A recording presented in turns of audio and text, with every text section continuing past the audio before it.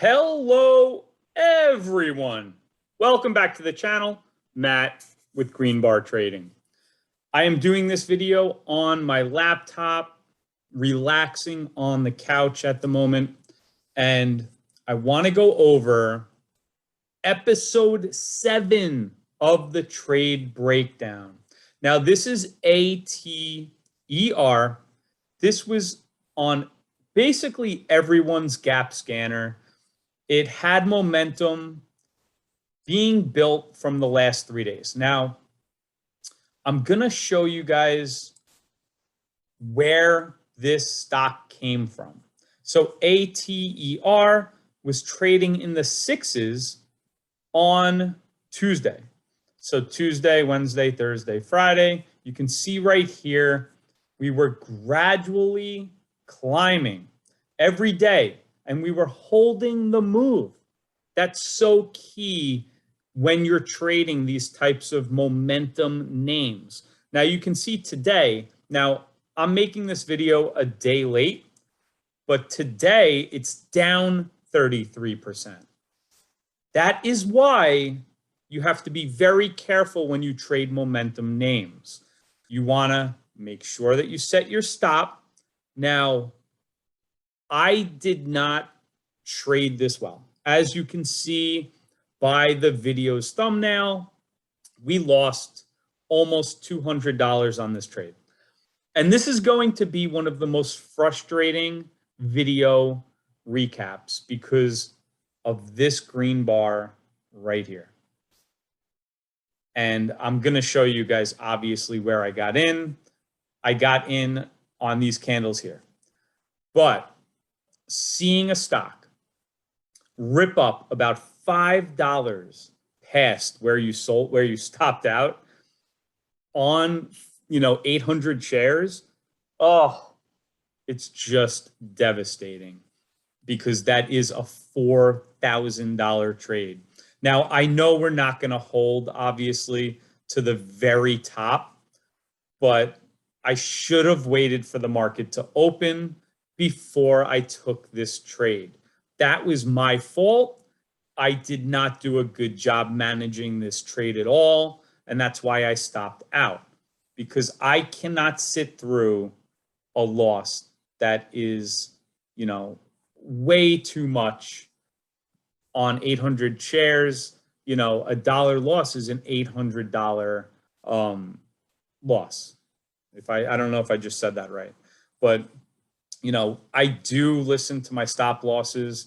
And, in doing that, yes, will you miss some of the moves? Of course. But I'm sure there's people that bought up here that said, oh, we'll get continuation like we saw here to see that. This right here ruins people's accounts. You will blow your account up if you do not adhere to your stop loss. So anyway, this is where we came from.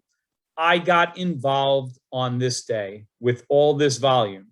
So this is the pre-market that I got involved with. And I'll show you guys on the one. Okay, I'll show you guys on the 1 day.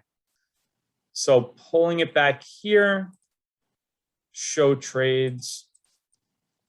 And let me just say before I get into this, there are so many people on YouTube that do not show their losses.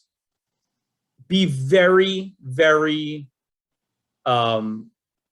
just be a little bit concerned with somebody that you're watching on YouTube or wherever, Twitter, anywhere. If they do not show any losses or, if they show nothing but big wins, something is wrong with that, because every trader, I don't care how good they are, they will lose. And this was a loss. This was a red day for me. This was not good. It was not fun. Making this video is not fun, but it is important to know that we're all human. How many of you guys out there, watch people's channels or follow people's Instagrams or Twitters, and you see all these huge wins and these fancy cars and all this other stuff, and you feel FOMO. Well, just want you guys to know, you're not alone. Everybody loses.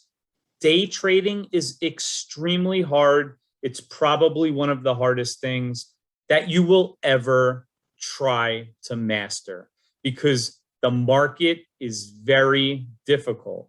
And we were taught growing up, most of us, never give up, keep fighting, keep trying. So when you're down, a lot of people will break their rules. They won't stop trading past their max loss, and they'll keep accruing loss after loss after loss for a day. And that one day will ruin their account. And that's just the way that the human mind is wired, not to give up. Don't stop, push harder. Well, in the stock market, it's the complete opposite. You have to know when to stop. So these were my trades. And this is absolutely frustrating. But let's just get into it, and I'll show you guys what I have on my screen. I use the 9 and the VWAP as my indicators. So this was looking really good to me, right out of the gate. 7 a.m., just burst the volume, it pulled back, and right here on these two candles here, this showed me, even though we broke down below the 9 EMA, which I usually do not like to see, it rebid it immediately. That very next candle, it rebid it.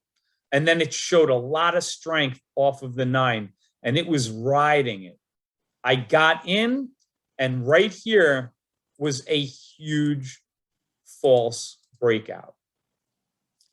That right there cost me a lot of money, and I had to stop out. I stopped out on the bounce of VWAP, and I took my loss right here. I did not wait for it to try to come back to my entry.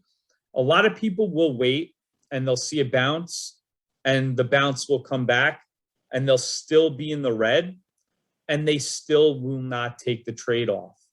I took this trade off on the bounce, not trying to get it back to 1477 where I got in. I said, you know what? I'm going to take this bounce. I'm still below the 9. Anything can happen here. We could keep selling off. Let me just take my trade off. And that's what I did. It did not work out. It didn't continue. Could I have stopped out earlier? Yeah, probably. But these 3 impulsive candles will most of the time give you a bounce after that. So I got that little bounce and took my trade off here. Now, right here, after this trade, is when I drew a trend line. I wanted to see if we connect these two tops, which are the, basically the 2 highest points. So we'll have a lower high, and then a lower high. Once that third one breaks to the upside, a lot of times that's when you'll see a huge rip up. And that's what we did. So we got a bounce off VWAP. This was kind of a double bounce here. Broke the 9, broke my trend line. That's when I got involved. So I do not just take trades just to take them. There's a thesis, a trade plan that goes in before I get involved in any trade. So I'm not just pulling the trigger anywhere. Right here, I liked this rebid, and it was showing a lot of strength. That's why I got in for the break of this point here. It didn't happen. I stopped out. Right here was the break of the trend, which will normally set up, if you look at it from a little bit bigger of an area here, what you have is you have a flag pattern. So this is a bull flag. What I was trying to get was the move straight up here. And I'll make a little arrow for you guys. So this is a bull flag. That was the thesis. Everything behind this trade was the break of this trend line. We got the break of the trend line. It retested, it held. Everything was looking really good, to be honest. This trade I thought was going to really be good. We got this real nice candle, but then it pulled back. I started to get a little worried. We got another big push up and then a pullback again. Well, that I did not like. And then we started to see some really negative candles here coming in. Didn't like this candle. This is a bearish little hammer here. And then, had to stop out again. This was a quick stop out, and I'm glad I did, because I definitely would not have sat into this. But then, after I review the trades, not that I would have still held, but if you just make this, if you hit the right extension on that, this line, this trend line, basically held up, so over here at around 912, it started to bounce off it. I think I could have probably drawn this a little bit better, but you can see that this was a downward trend that finally got the breakout that I was looking for right here. So I was a bit early on it. And then the volume came in during the trading session this trade would have been a beauty. So what's the moral of the story? What can I have learned from this? I had the right stock, right? I was trading the right stock. We all know how to find these good stocks, but it's so important to get the good entries. I don't chase, right? I waited for pullbacks. I didn't chase price here right out of the gate, but it just wasn't ready yet. It just wasn't ready. Sometimes your trades don't work out. There's really nothing else to say about it. This was 2 losses here. It's very frustrating, especially seeing this happen right after 2 losing trades. So this is, ATER. It was on everybody's watch list. Next time, maybe I just wait until the regular session when more volume comes in. I think that's, the real takeaway here is that. But I did really like the break of this trend line. So I guess you can say that I got sucked in to a couple of false little breakouts that just were not ready yet. So that does tell me that our thesis here was right. It needed more volume. So if we had more volume here, if we had more traders ready to trade it, then my trade would have worked out. And that's what we got here with more volume. So the more volume that comes in, the more shorts that get stopped out, and then you get that capitulation. And, that's why I was a little early to the move.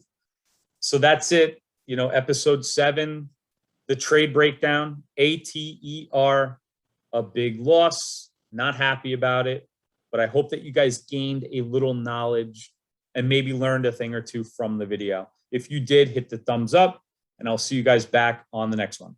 Take care, everyone.